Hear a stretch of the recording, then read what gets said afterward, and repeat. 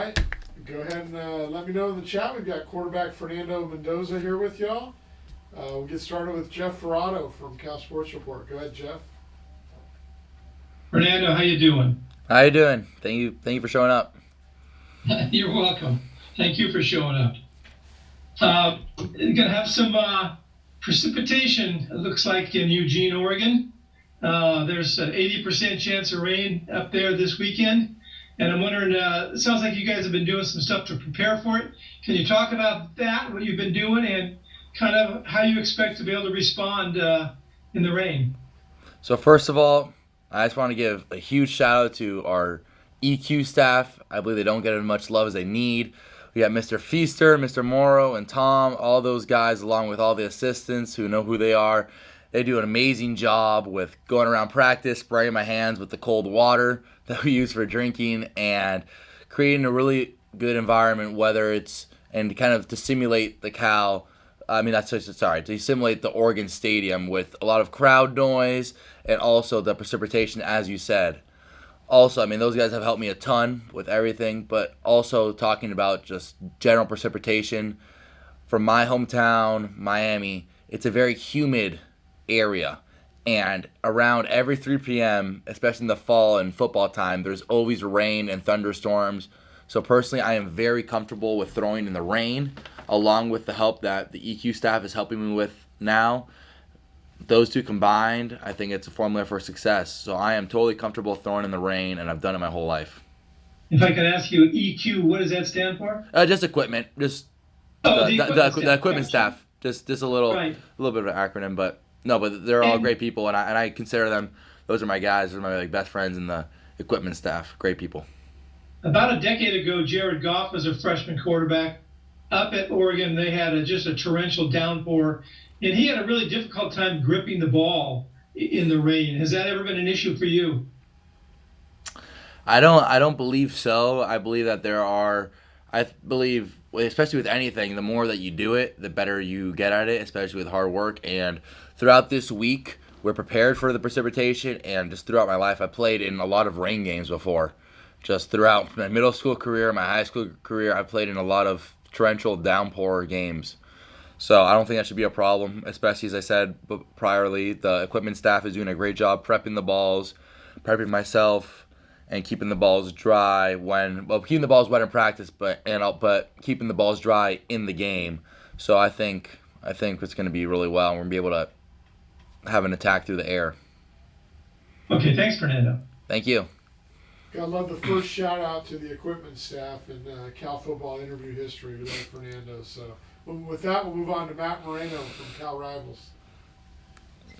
We were talking to Coach Staub yesterday, and he mentioned that game at Utah, obviously the crowd noise, all that kind of stuff that's going on. How much did that experience maybe prepare you for what you're about to face when you visit Oregon this weekend?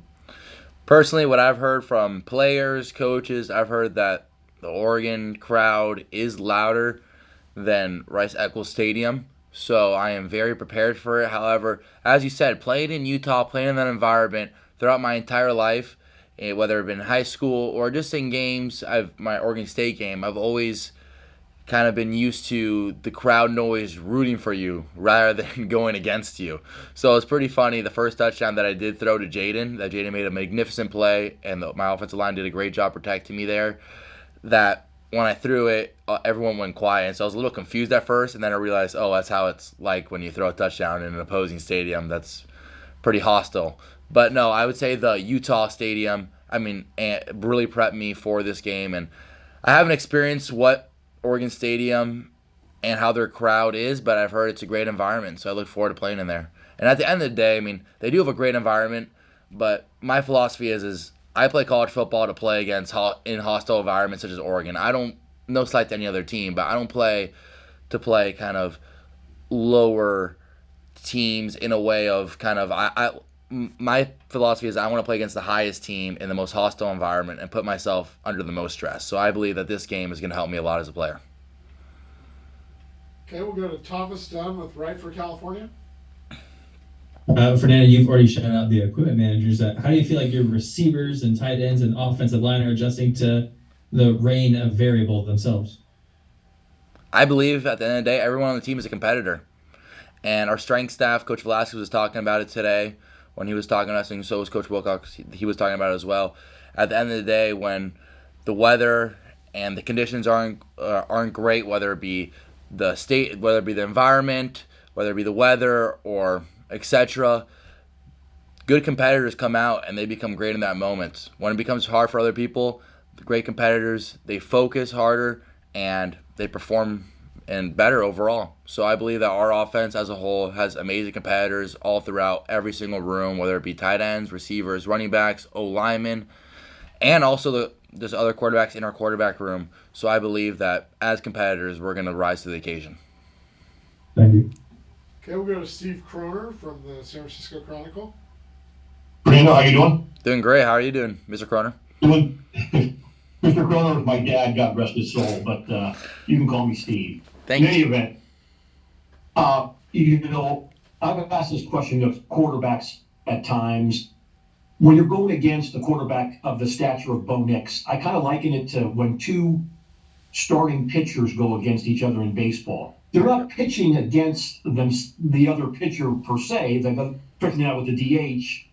That you're not facing the pitcher in the batter's box, but there is a competition between those starting pitchers. And sometimes the starting pitcher will say, it makes no difference. I'm not facing them in the box. I'm just worried about the other team. And sometimes guys will say, you know what? It does pump me in. I know I got to be good because he's going to be good. When you go against a Caleb Williams, when you go against a Bo Nix, does that get your attention more than going against a run-of-the-mill quarterback?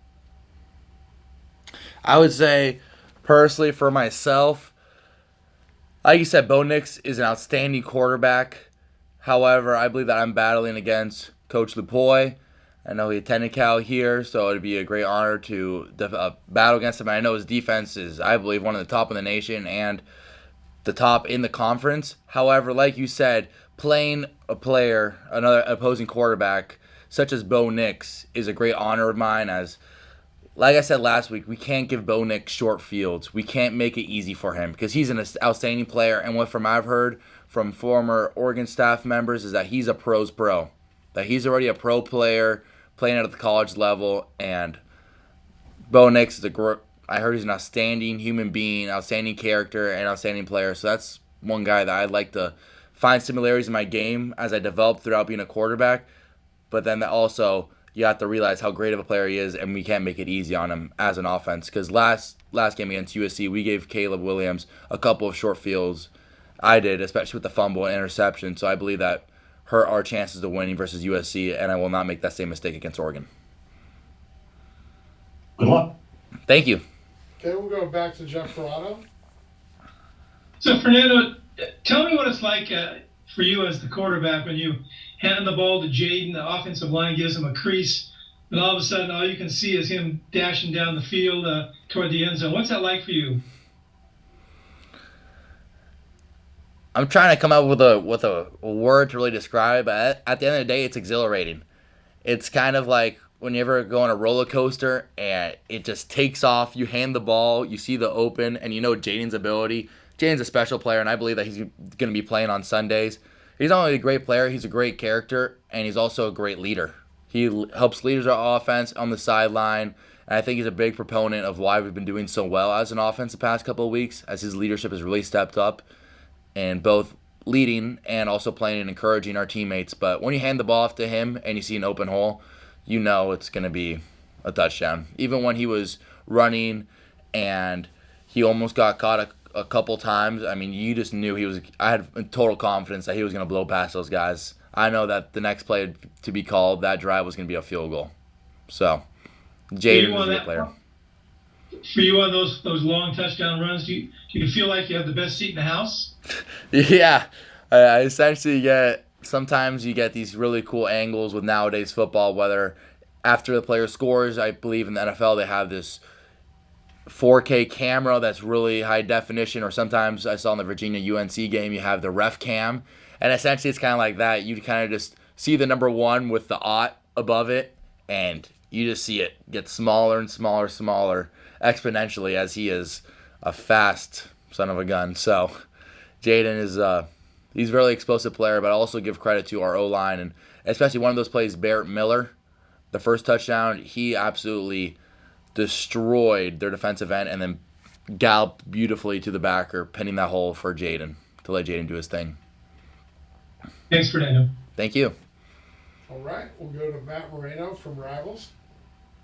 Your own running ability. You had a couple rushing touchdowns in this game, 48 yards on the ground. You're able to do that against Oregon State as well. I mean, how much are you trying to continue to try and make that, a part of the game plan, a part of what you do every weekend? At the end of the day, if it helps the team win, I'll do it. So if it's a QB sneak, if it's an outside run by the quarterback, even if it's whatever the task at hand is, if it helps the team win, I'm all for it. And there are a couple times there that I needed to run, and I'm not scared by any means to run, although I prefer to pass the ball as I believe that's my strength. I also believe that as a competitor and having the desire to win, that I'm going to go get that first down no matter what, especially in a couple fourth downs that we had there. So at the end of the day, as a competitor, I want the ball in my hands when it's fourth down and I'm running the ball. But I would say that I think that's a great proponent of our game. However, at the end of the day, you want guys like Jaden, Isaiah, Ashton, Jet, Justin, and just all those guys running the ball because, I mean, they're running backs. But if I can help the team win by doing it, I'll do it.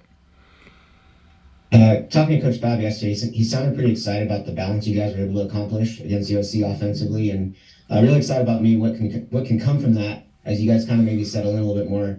How much do you feel like you guys have maybe found that rhythm on offense that you've been looking for? I believe that like as Coach Babb said, that we found that rhythm.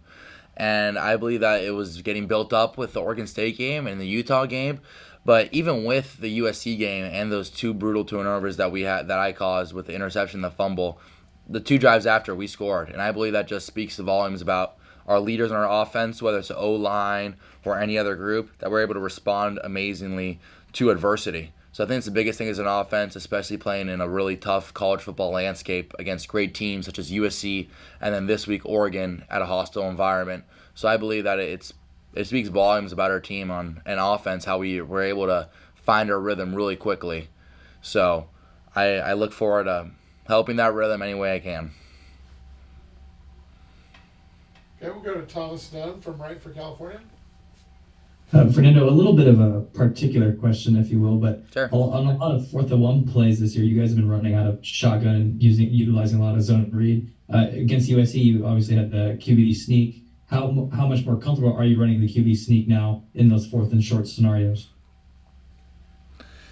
As a bigger quarterback, I would say I'm always comfortable running any quarterback sneak.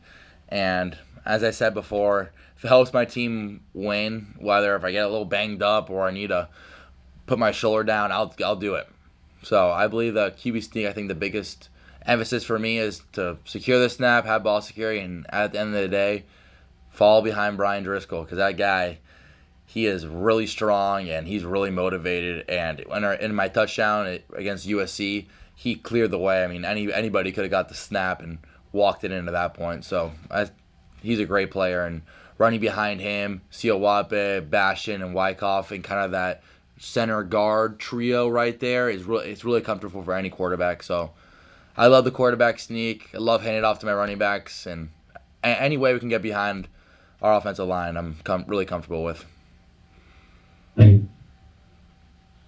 Okay, anybody else with the question for Fernando?